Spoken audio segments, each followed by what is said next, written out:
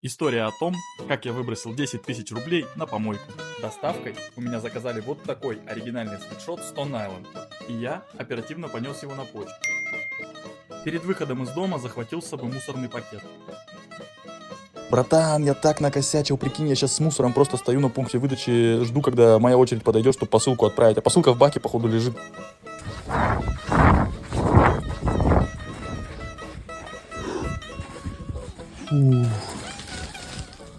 Такой бред. Естественно, поменял упаковку и пошел заново отправлять посылку. А у вас бывали подобные путаницы? Пишите свои истории в комментариях.